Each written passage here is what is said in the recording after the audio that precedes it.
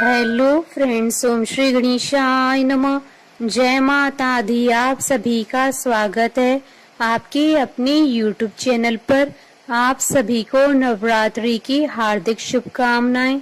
Friends, आज हम आपको इस वीडियो में बताने जा रहे हैं नवरात्रि के पहले दिन माँ शैलपुत्री की आराधना करने की विधि, महत्व, मंत्र, व्रत कथा और माँ को प्रसन्न करने के लिए क्या भोग लगाएं के बारे में। फ्रेंड्स, वीडियो शुरू करने से पहले आपसे रिक्वेस्ट है, अगर आप हमारी चैनल पर नए हैं और आपने अभी तक चैनल को सब्सक्राइब नहीं किया है तो प्लीज सब्सक्राइब कीजिएगा चैनल को, साथ ही प्रेस कीजिएगा बेल आइकन को, जिससे नए वीडियो से रिलेटेड नोटिफिकेशन आपको तुरंत प्राप्त हो सके। और वीडियो पसंद आने पर वीडियो को लाइक और शेयर जरूर कीजिएगा ताकि सभी भक्तों को इस वीडियो का लाभ प्राप्त हो सके। और कमेंट बॉक्स में जय माता दी जरूर लिखिएगा। या देवी सर्वभूतेषु माँ शैलपुत्री रूपेण संस्थिता नमस्तस्यै नमस्तस्यै नमस्तस्यै नमो नमः। नवरात्रि में माँ दुर्गा के 9 स्वरूपों की पूजा अर्चना की जाती है। पहले नवरात्र में माँ शैलपुत्री की पूजा की जाती है। माँ शैलपुत्री पर्वतराज हिमालय की पुत्री हैं। पिछले जन्म में माँ शैलपुत्री का जन्म सती के रूप में हुआ था, जिन्होंने अग्नि में अपने शरीर का त्याग कर दिया था। माँ शैलपुत्री की पूजा अर्चना करने से चंद्र के सभी दोष समाप्त हो जाते हैं। माँ शैलपुत्री पिछले जन्म में प्रजापति दक्ष की पुत्री थी, जिन्होंने अपना दूसरा जन्म पर्वतराज हिमालय के यहाँ लिया था। इसी कारण इन्हें शैलपुत्री कहा जाता है। माँ का वाहन वृषभ अर्थात बैल है, इसलिए माता शैलपुत्री को वृषारूढ़ा और उमा भी कहा जाता है। माँ के दाएं हाथ में त्रिशूल और बाएं हाथ में कमल स्थित है। माँ के मस्तक पर अर्धचंद्र विराजमान है। नवरात्रि में माँ दुर्गा के पहले रूप में माँ शैलपुत्री की पूजा अर्चना की जाती है। माँ शैलपुत्री अपने भक्तों को सभी प्रकार के सौभाग्य का वरदान देती हैं। माँ शैलपुत्री का जन्म शैल से हुआ है।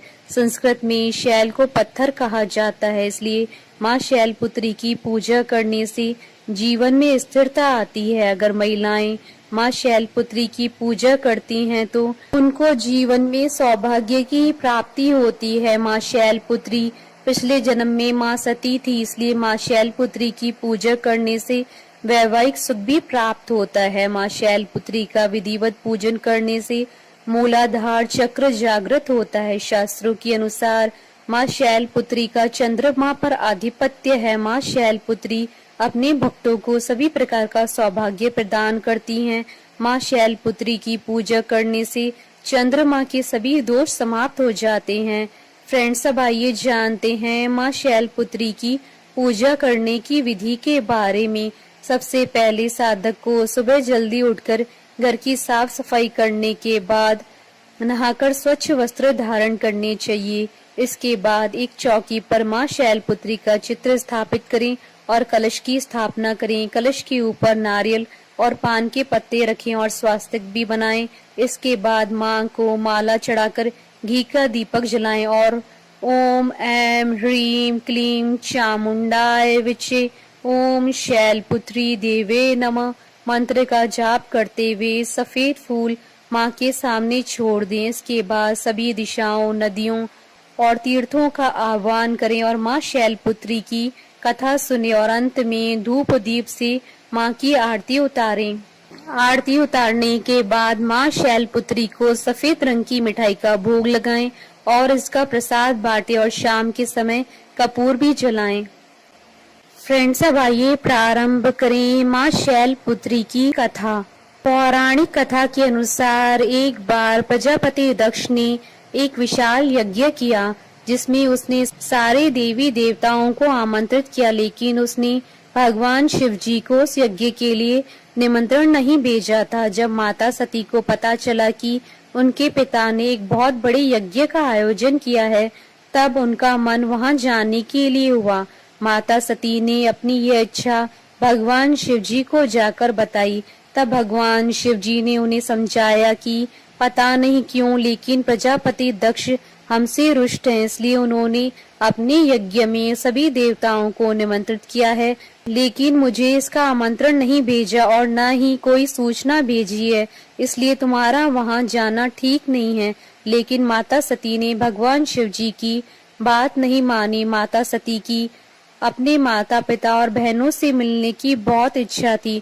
उनकी जिद के आगे भगवान शिव जी की एक भी न चली और उन्होंने माता सती को उनके पिता के यज्ञ में जाने की अनुमति दे दी।